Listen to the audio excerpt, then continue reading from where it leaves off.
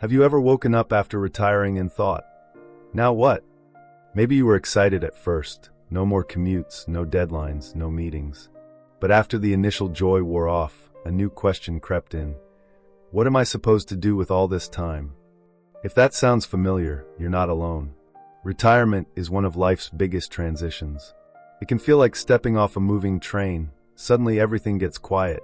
You've got decades of structure behind you and a wide open future in front of you. That's exciting, but it can also be a little daunting. Here's the good news. This next chapter of your life is a chance to rediscover yourself, to explore passions you never had time for, to get curious, to grow. And one of the best ways to do that is by trying out new hobbies. Now, I know some folks hear hobbies and think of knitting or stamp collecting, but hobbies are so much more than that. They're powerful tools for staying mentally sharp, emotionally grounded, socially connected, and even physically healthy. Let's start with a bit of science.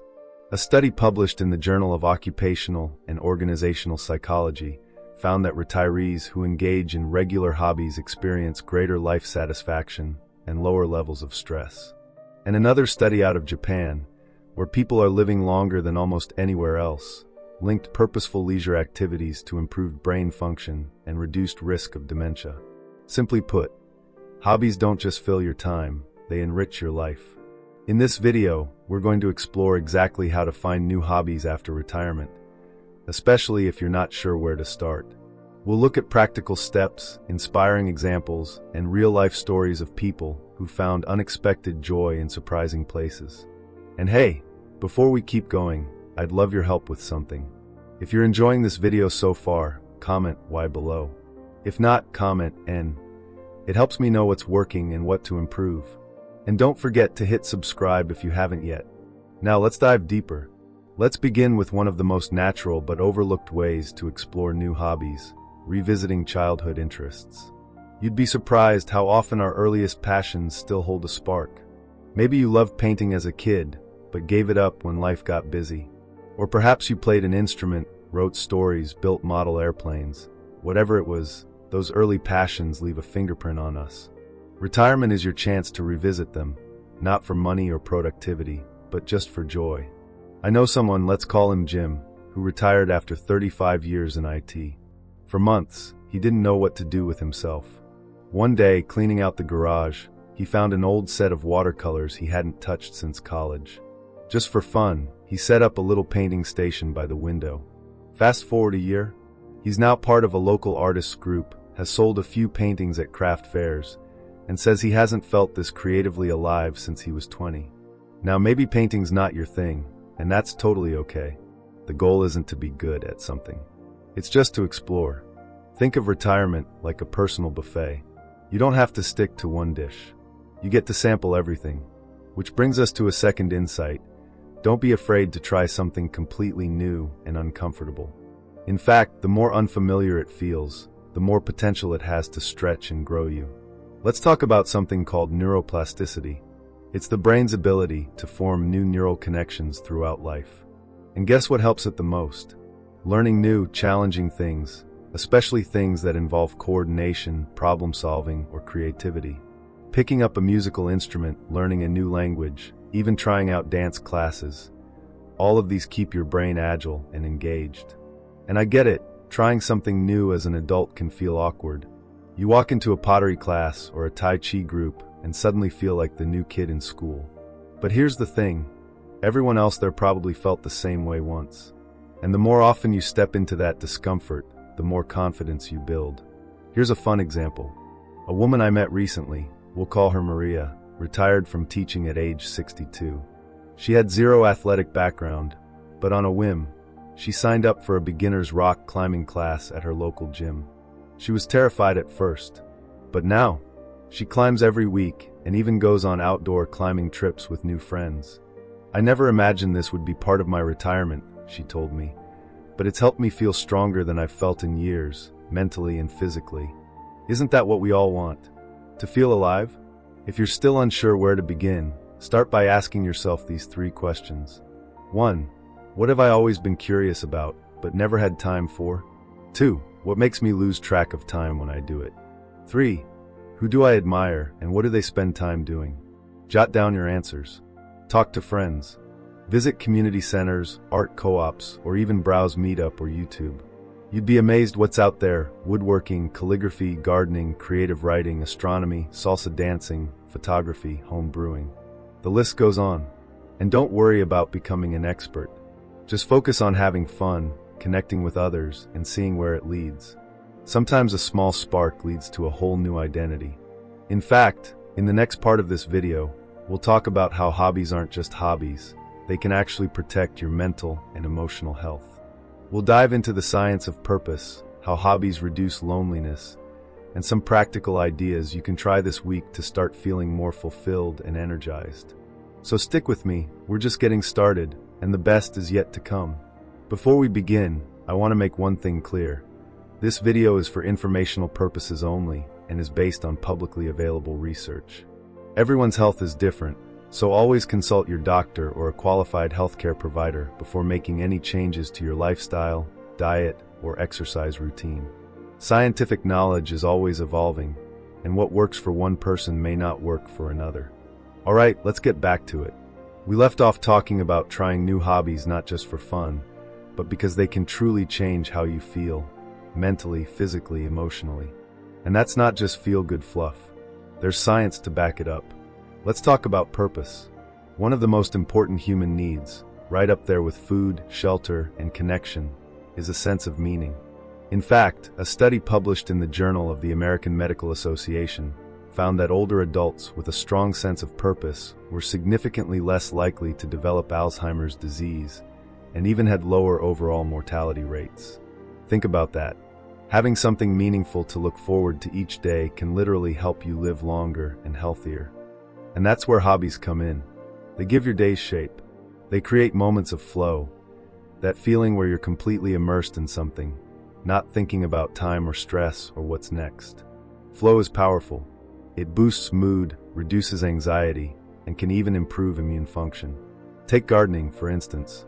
On the surface, it might seem like just digging around in the dirt, but it's also a form of mindfulness.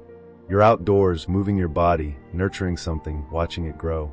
Studies have shown that gardening can reduce cortisol levels, the hormone associated with stress, and improve overall well-being. Plus, let's be honest, there's nothing quite like eating a tomato you grew yourself. Or how about joining a book club? It's not just reading, it's community. It's conversation. It's seeing familiar faces, sharing perspectives, laughing about plot twists, even disagreeing over characters. That kind of social interaction is a huge protective factor as we age. According to the National Institute on Aging, maintaining strong social connections can help reduce the risk of depression and cognitive decline. And speaking of community, this is a big one. Don't try to do it all alone. It's easy to think hobbies are solo activities, something you do in your own little bubble. But the truth is, the most fulfilling ones often involve other people. Whether it's joining a local choir, taking a community college class, or participating in a walking group, doing something with others creates bonds. Those shared experiences, they become stories. They become memories. They become friendships. I met a man named Ron who started playing pickleball after retiring at 68. He didn't even know what it was at first, just heard people at the park talking about it. Fast forward 6 months, and he's playing 3 times a week. He told me, "I didn't realize how much I missed being around a team. We're all different ages and backgrounds, but on the court, we just have fun. And you know what? That fun matters." Now I know, sometimes getting started is the hardest part, especially if you're dealing with something deeper. Retirement can bring up a lot of emotions. For some, it's relief. For others, it's a sense of loss. Identity, routine, purpose, they all shift. And if you're feeling a little down or stuck, that's okay. It's normal. But here's something powerful to keep in mind. You're not starting over, you're just starting something new. And that new thing doesn't have to be big or life-changing right away. Start small. Try something for just 20 minutes. One short walk. One YouTube tutorial on watercolor techniques. One community center visit to see what classes are offered. You don't have to commit. You're just exploring. Think of it like dating your future passions. You don't marry the first one you meet. Another tip: follow your natural rhythm. If you're more energized in the mornings, try active hobbies like walking, yoga, or nature photography. If evenings are your creative time, explore writing, crafting, or cooking new recipes. Don't fight your energy, flow with it. And if mobility is an issue, or if you're caregiving and can't always get out of the house, there are still so many options. Virtual classes, Zoom book clubs, online painting tutorials. Technology has made the world of hobbies so much more accessible. I know a woman who started learning Spanish at 70 through an app, and now chats online with people from Spain every week. She told me, "It makes me feel like I'm traveling, even from my living room." The point is, the possibilities are endless. And once you try one thing, you'll start seeing more opportunities around you. One retired couple I know, Bill and Sandra, started volunteering at a local animal shelter. It wasn't something they planned. They just stopped by one afternoon and ended up helping walk the dogs. A year later, it's become their favorite part of the week. "We thought we were helping them," Bill said, "but really they helped us." That's the beauty of this phase in life. You're no longer bound by a career or raising kids. You get to choose. You get to play. You get to say, "Why not?" more often. And don't worry if something doesn't stick. Not every hobby will be the one. But each time you try something new, you learn a little more about yourself, and that's always worth it. So what's next? In the upcoming section, we'll explore how to overcome common mental roadblocks like fear of failure, perfectionism, or the dreaded, "I'm too old for this" mindset. We'll also look at how hobbies can support not just your mental health, but your emotional resilience and sense of identity. Trust me, if you've ever said to yourself, "It's too late for me to start something new," you're going to want to hear this next part. Stick around, because this journey is just getting better. Hey again! Before we jump in, if you haven't yet, I'd love to hear from you. Just drop a quick "Y" if you're enjoying this journey, or an "N" if you want me to switch things up. It really helps me shape content that works for you. Now let's talk about something almost everyone faces when discovering new hobbies after retirement: the mental roadblocks. You know what I mean, those little voices inside that say, "I'm too old to learn this," or "I'm not good enough," or "What if I fail?" If those thoughts sound familiar, you're not alone. Heck, even the most successful hobbyists I know deal with them. Here's the truth: these thoughts are normal, but they don't have to control you. Psychologists call this kind of thinking a fixed mindset, believing your abilities and interests are set in stone. But research by Stanford psychologist Carol Dweck shows us that embracing a growth mindset, believing you can learn and improve no matter your age, makes all the difference. The brain literally changes when you push yourself to learn something new, no matter if you're 30 or 80. I want to share a story about a woman named Helen. She retired from nursing in her late 60s and felt a bit lost. Painting seemed interesting, but she told herself, "I'm not an artist, I'll never be good enough." One day, after much hesitation, she signed up for a beginner's class. The first few weeks were awkward. Her lines were shaky, her colors off. But instead of giving up, she showed up again and again. After a year, she was so confident she held a small exhibit at her local library. Helen said to me, "I learned it's not about being perfect, it's about showing up and enjoying the process." That changed everything. The lesson? Give yourself permission to be a beginner. There's no finish line or test. Hobbies are about the journey, not perfection. Another challenge is fear of failure or embarrassment. Trying something new can feel vulnerable. Maybe you worry about looking silly in a dance class, fumbling through gardening, or messing up a recipe in cooking. That's totally natural, but vulnerability is also a gateway to growth. Brené Brown, the renowned researcher on courage and vulnerability, reminds us that vulnerability is the birthplace of innovation, creativity, and change. Imagine if you let go of that fear and just allowed yourself to explore. Imagine how many doors could open. Here's something else to remember: you don't have to do this alone. Sometimes a buddy system can make all the difference. Maybe your spouse, a friend, or a neighbor joins you. Or you find a group of people your age learning the same hobby. There's magic in shared laughter, encouragement, and even mutual failures. On that note, I know a group of retirees who started meeting monthly to learn ballroom dancing. None of them had danced seriously before.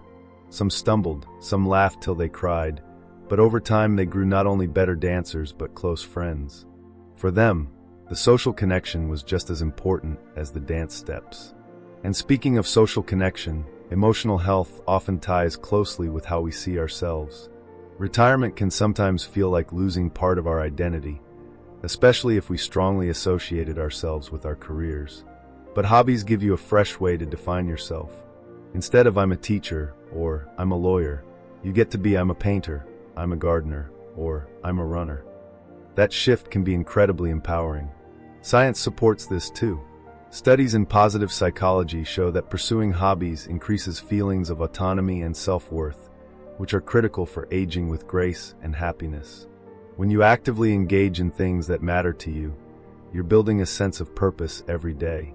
Now, what about motivation? How do you keep the momentum going when the initial excitement fades?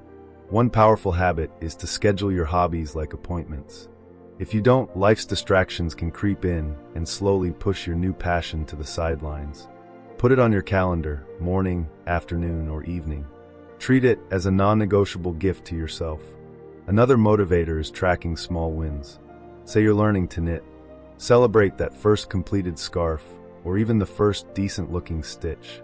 These moments build positive feedback loops, making you want to keep going.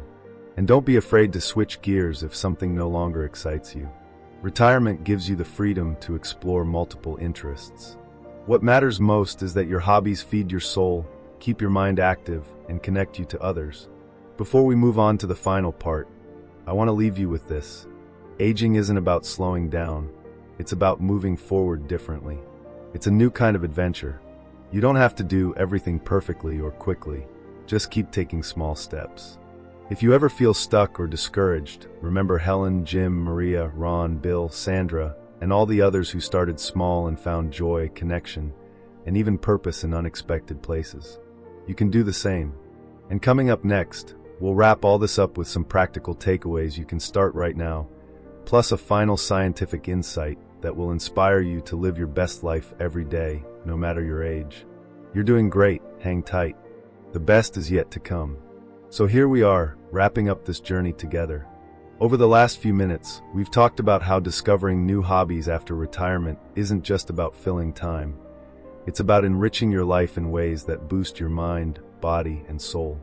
It's about reclaiming purpose, joy, and connection. Let's quickly recap some of the key takeaways before you head out. First, remember that retirement is a chance to revisit old interests and explore new ones without pressure. Whether it's painting, gardening, dancing, or something completely unexpected, hobbies give you a chance to feel alive and creative. Second, don't let fear or doubt hold you back. Those mental roadblocks, "I'm too old," "I'm not good enough," they're just stories you can rewrite. Every expert was once a beginner, and every step forward counts. Third, prioritize connection. Hobbies that bring you together with others, whether in person or online, help protect against loneliness and boost your emotional well-being. Fourth, make your hobbies a regular part of your routine. Treat them like appointments with yourself, celebrate your progress, and don't be afraid to pivot when something no longer sparks joy.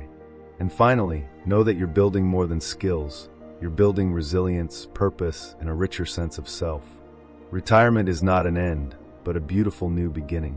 Here's one last scientific insight to leave you with. Dr. Gene Cohen, a pioneer in aging and creativity research, found that older adults who engage in creative activities show greater cognitive resilience, meaning their brains stay sharper for longer. The act of learning, creating, and connecting isn't just fun. It's a form of mental fitness. So, what can you do right now? Start small. Maybe pull out an old notebook and jot down some hobbies you've been curious about. Or take a 10-minute walk to a nearby community center and ask about classes. Maybe watch a YouTube tutorial on something new. The key is to take that first step. And remember, it's all about the journey, not the destination. The joy comes from showing up, trying, and connecting. We'd really love to hear from you. If you have any suggestions for future topics or questions you want answered, write to us in the comments below. We're here to help, and your input could inspire our next video. And if you found this video helpful, give it a thumbs up and subscribe so you don't miss out on more practical tips for healthy aging. Here's to living your best life at any age.